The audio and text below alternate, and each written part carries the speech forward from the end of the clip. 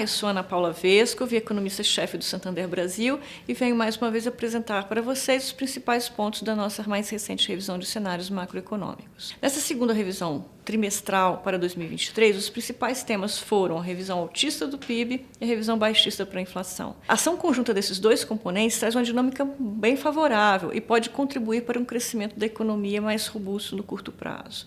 Além disso, o mercado de trabalho demonstrou-se mais resiliente ao atual aperto monetário do que nós havíamos antecipado e com menor desaceleração da massa salarial e do nível de ocupação, que aumentou. A previsão para o PIB de 2023 foi elevada.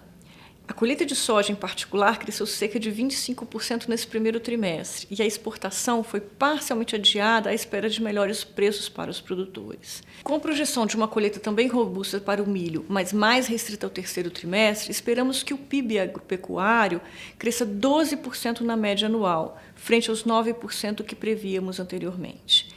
Em relação ao mercado de trabalho, projetamos a manutenção da taxa atual de participação em 62% pelos próximos 2 anos ao menos. E elevamos a projeção de crescimento da massa de salários ampliada, o que deve implicar uma menor desaceleração do consumo das famílias. Isso se deve principalmente ao recente impulso fiscal e também considera uma relativa contração do mercado de trabalho até o final do ano, mas uma desaceleração mais gradual. Houve também um leve aumento na nossa projeção da expansão de crédito, apesar dos níveis recordes de inadimplência junto às famílias, e isso vem da forte performance dos bancos estatais. O setor de serviços deverá ter uma desaceleração mais lenta, entretanto, setores mais dependentes do consumo doméstico devem sim apresentar uma resposta maior à contração monetária. A revisão do IPCA para baixo se baseia na desinflação de alimentos, devido ao efeito da colheita robusta desse primeiro trimestre. A redução de preços dos bens industriais e dos combustíveis na refinaria também gera um impacto positivo nesse cenário.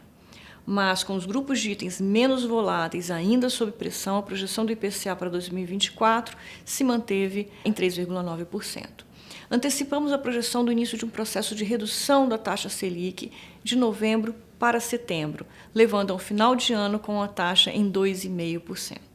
Nosso cenário considera a manutenção da meta de inflação de longo prazo no Brasil em 3%.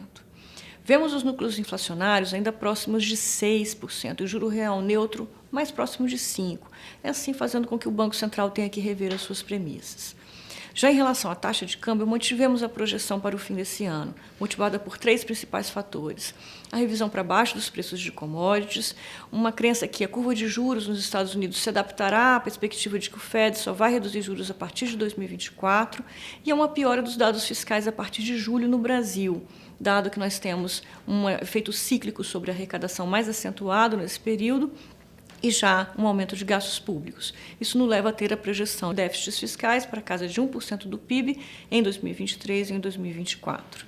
Ainda no cenário internacional, revisamos as nossas expectativas de crescimento da China para baixo, mas continuamos a acreditar em crescimento robusto neste ano. Na área do euro, o Banco Central Europeu deve seguir com o aperto monetário.